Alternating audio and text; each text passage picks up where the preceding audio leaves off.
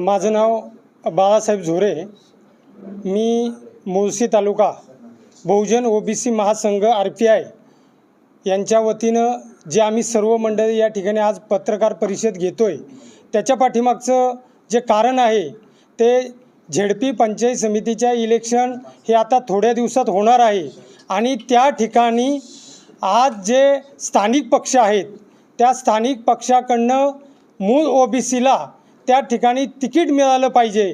पण आता परिस्थिती अशी निर्माण झालेली आहे की जे कुणबी दाखले काढलेत ते कुणबी दाखल्यावर काही लोक ओबीसीच्या मूळ ओबीसीला जो अधिकार दिलेला आहे घटनेने, डॉक्टर बाबासाहेब आंबेडकरांनी जो घटनेच्या माध्यमातून अधिकार दिलेला आहे त्या अधिकारातून खऱ्या ओबीसीला त्या ठिकाणी निवडणूक लढवता आली पाहिजे। मुळशीमध्ये आता ओबीसीला 3 जागा आहेत, झेडपी करता 2 आणि पंचायत समिती करता 1 आणि SC करता पंचायत समितीला 1 जागा आहेत। अशा मुळशीमध्ये 4 जागा आहेत। आमची एकच मागणी स्थानिक पक्षांना आहे की आम्हाला आमचं जे हक्काचं आरक्षण आहे त्या ठिकाणी आम्हाला निवडणूक लढवण्याकरता तुम्ही आम्हाला संधी दिली पाहिजे। पण आज तिथं तालुक्यामध्ये आम्ही जर काही परिस्थिती बघितली तर त्या ठिकाणी ओबीसीला कुठंतरी डावललं जाते। त्याच्या अनेक गोष्टी अशा बाहेर काढल्या जातात की तुला त्या ठिकाणी निवडून येणार नाही, ओबीसीचं मतदान कमी आहे, त्या ठिकाणी एवढे पैसे लागतात। ह्या सर्व समस्या आमच्या ओबीसी समोर उभ्या आहेत।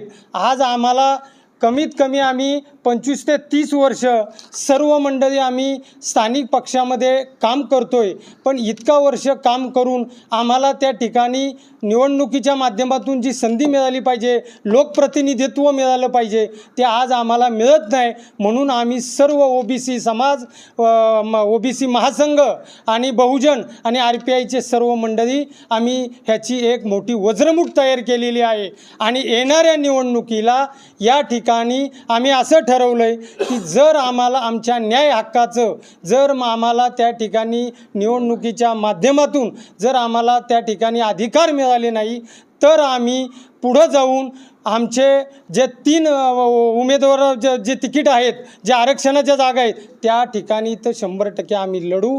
पण आम्ही पूर्ण त्या ठिकाणी 9 जागेवर पॅनल तयार करून त्या ठिकाणी आम्ही प्रस्थापिकांना खऱ्या अर्थाने आम्हाला जिथं डावललं जाते त्या ठिकाणी आम्ही त्या ठिकाणी आमची ताकद दाखवल्याशिवाय राहणार नाही।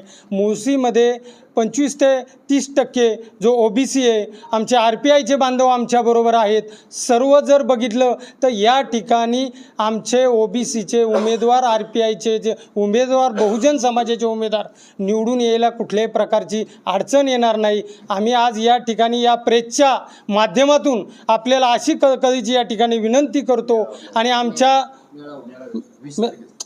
आणि दुसरं की 20 तारखेला आम्ही त्या ठिकाणी ओबीसीचा पिरंगुट या ठिकाणी मोठा मेळावा ठेवलेला